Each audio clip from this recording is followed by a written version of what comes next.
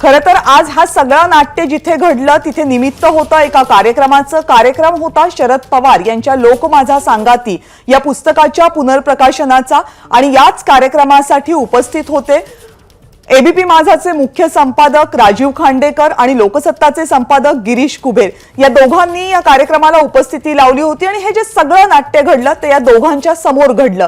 आपण बघूयात की हे दोघेही जण या कार्यक्रमाचं आणि तिथे घडलेल्या या सगळ्या नाट्याचं विश्लेषण कसं करतात आणि एक मोठी राजकीय घडामोड म्हणून याकडे कसं पाहतात।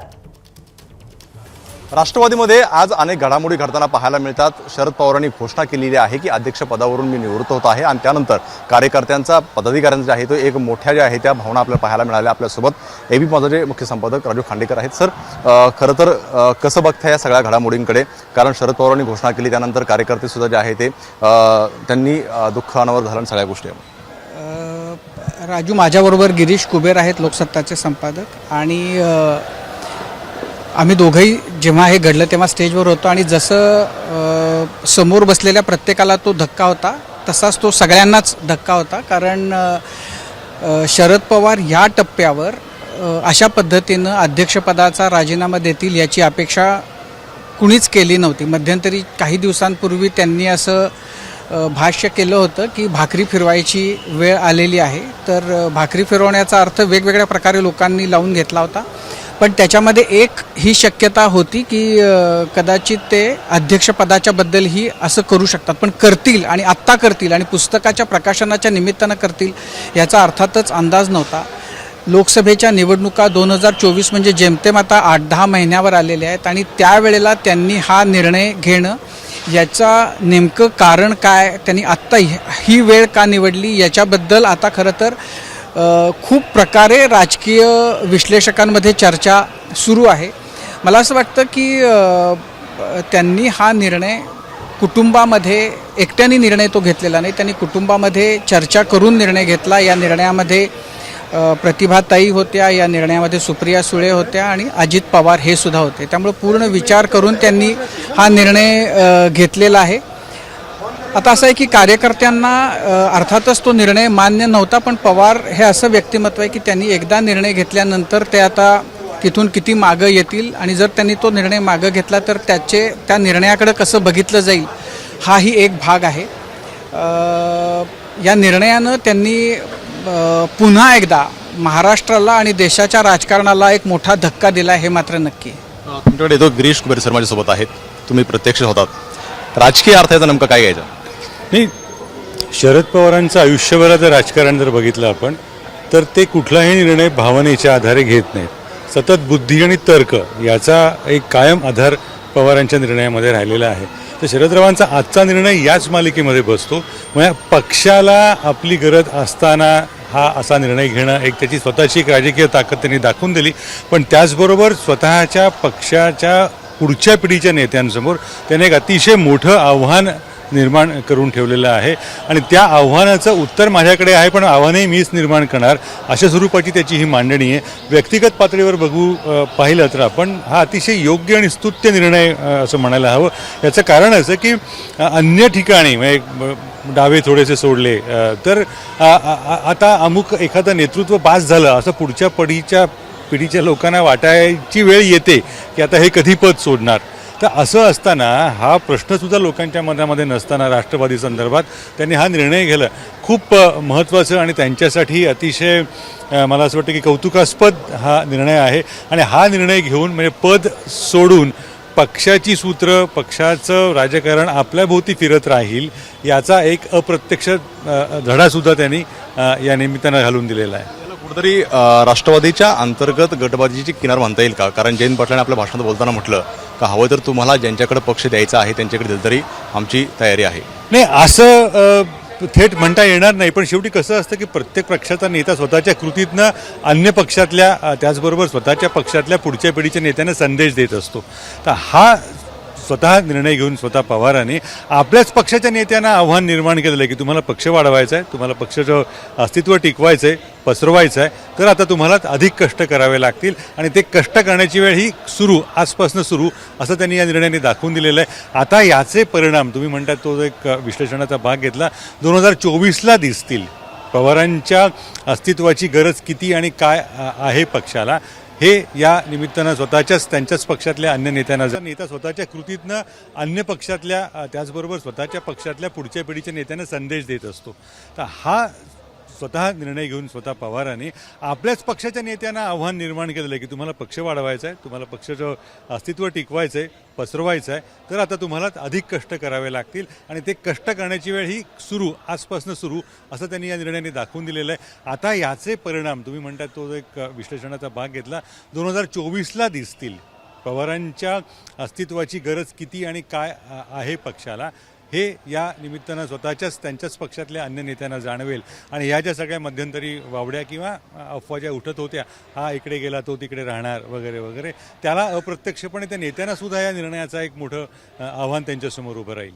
राजू सरांना हाच प्रश्न विचारतोय की सर, ज्या प्रकारे जयंत पाटलांनी म्हटलं शरद पवार बाहेर पडल्यानंतर जयंत पाटील सुद्धा लगेच बाहेर पडले आणि आता राष्ट्रवादीच्या उरलेल्या नेत्यांची बैठक सुरू आहे, कुठंतरी या सगळ्या निर्णयामध्ये जयंत पाटलांची नाराजी आणि सगळं अजित पवार प्रकरण नाही, मला असं वाटतं की फक्त जयंत पाटलांची नाराजी असा भाग नाही आहे याच्यामध्ये. झालं ते असं की हा निर्णय जो आहे तो पूर्णपणानं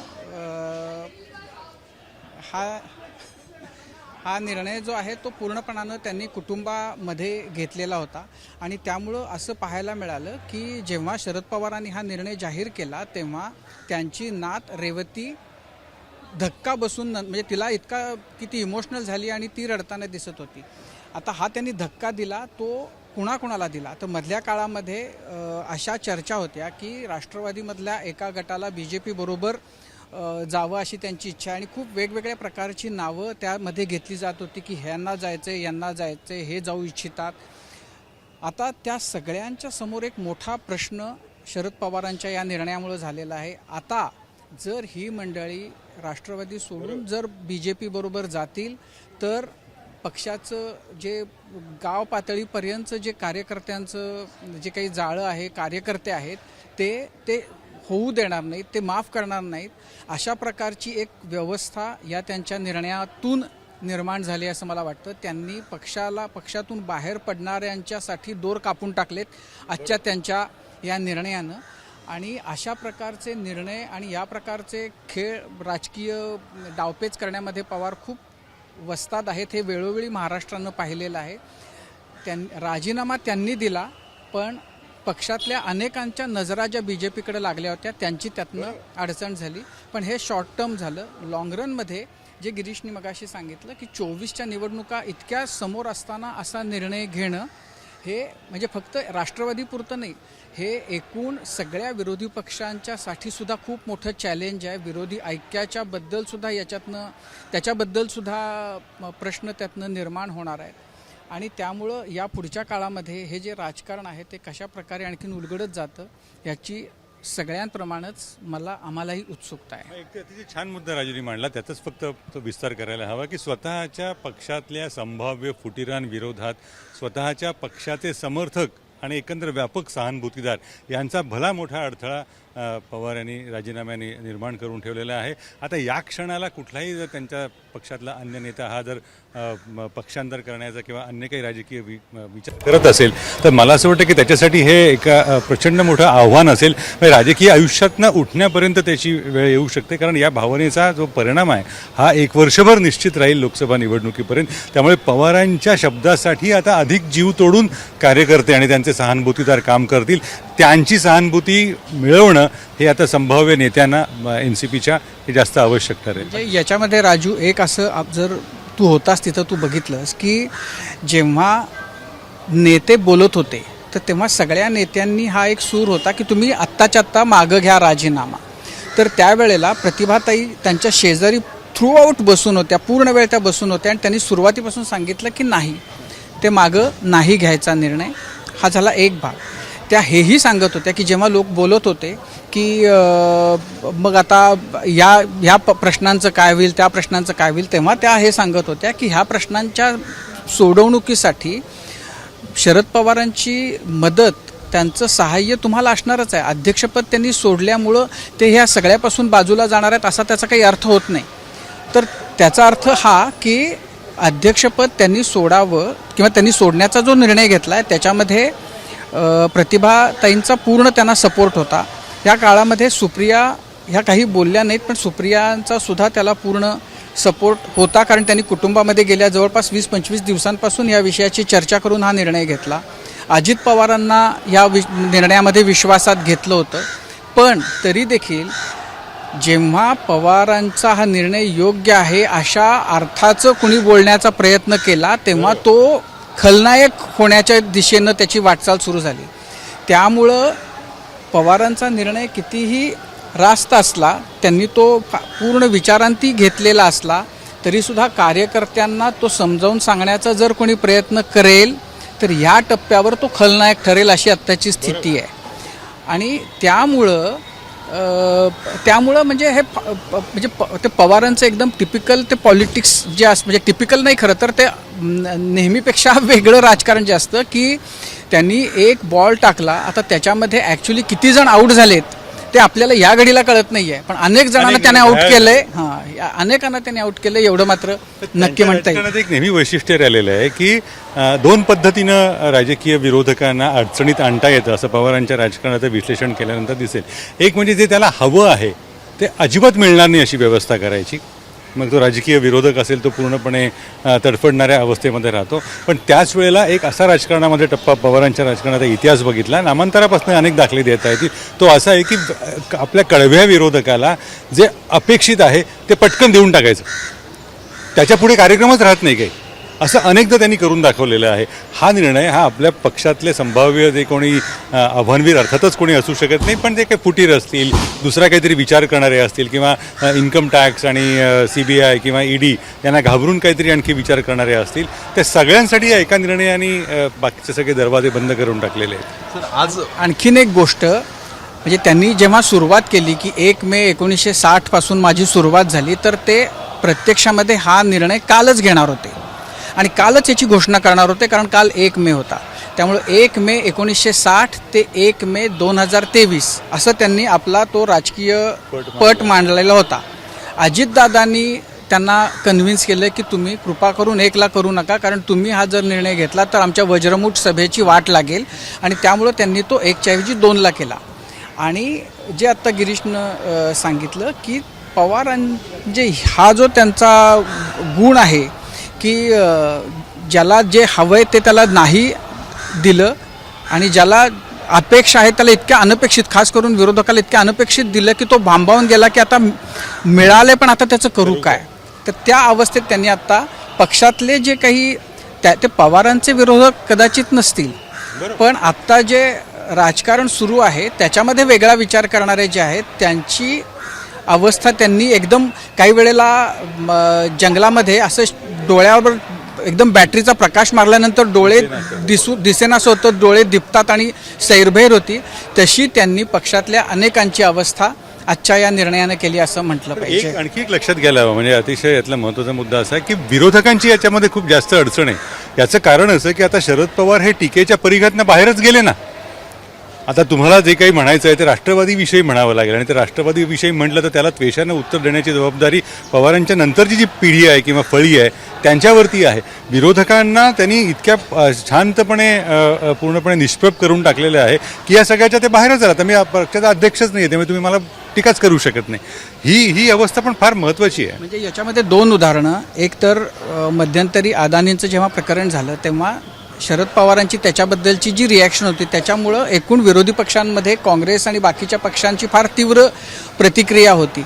आता अशी की अशा प्रकारचं त्यांना जे वाटतं ते बोलणं, किंवा त्यांना वाटतं त्यांना भेटणं, किंवा त्यांना वाटतं ते करणं, याच्यामध्ये त्यांनी स्वतःसाठी एक उत्तम स्पेस निर्माण करून घेतली आहे. आणि आता बघा, तुमचं तुम्ही काय बघायचं ते बघा. पक्षाच्या वरती तरी स्वतःला आणलं असं म्हणताय. तर आणखी एक प्रश्न आहे की आज जे वातावरण YB चव्हाणला पाहायला मिळते तेच वातावरण ज्यावेळेस अजित पवारांनी पहाटेचा शपथविधी घेतला होता त्यावेळेस सुद्धा अशाच घोषणा झाल्या होत्या, असे नेते भाऊक झाले होते. आता पुन्हा एकदा अजित पवार बाहेर पडणार आणि त्यानंतर पुन्हा हे वातावरण असं पाहायला मिळेल, याचा अर्थ नेमका काय आहे? नाही, असं आहे की अजित पवारांनी वेळोवेळी स्पष्ट केले की ते काही बाहेर पडणार नाहीत आणि ते काही करणार नाहीत, आणि मला आता वाटतही नाही की अजित पवार बाहेर पडतील.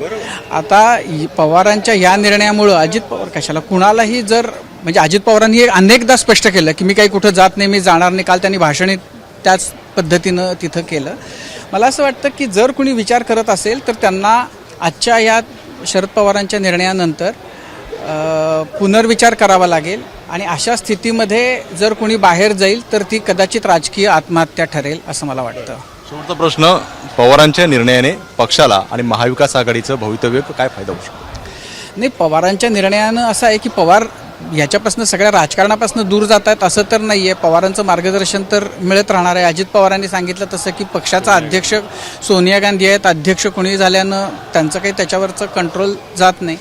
तर त्यामुळं तशीच जर स्थिती राहिली तर काही फार फरक पडणार नाही. पवारांनी स्वतःचं स्वातंत्र्य या निर्णयानं मिळवून घेतलेलं आहे. त्यांना जे करायचं ते करतील. विरोधी पक्षांची जबाबदारी, विरोधी पक्षांवरचं ओझं मात्र या निर्णयानं खूप वाढले, यात काही शंका नाही. स्वतःच्या पक्षाचं वजन आणि जोखड त्यांनी स्वतःच्याच मानेतनं दूर केलं असं म्हणता येईल. आता ते स्वतंत्र झाले आणि पक्ष अडकला, हे याचा निष्कर्ष असं म्हणता येईल. धन्यवाद सर. पाहतो आपण ही मतं जी आहेत पाहिलेली आहेत. मात्र आता इथून पुढं राष्ट्रवादीमध्ये काय नेमक्या घडामोडी घडतायत, राष्ट्रवादीच्या नेत्यांच्या नेमक्या काय भूमिका आहे, शरद पवारांची काय भूमिका आहे, हे पाहणं आता महत्त्वाचं राहणार आहे. कॅमेरामन अरविंद वर्गे, सराज सुरणे, एबीपी माझा, मुंबई. एबीपी माझा, उघडा डोळे बघा नीट.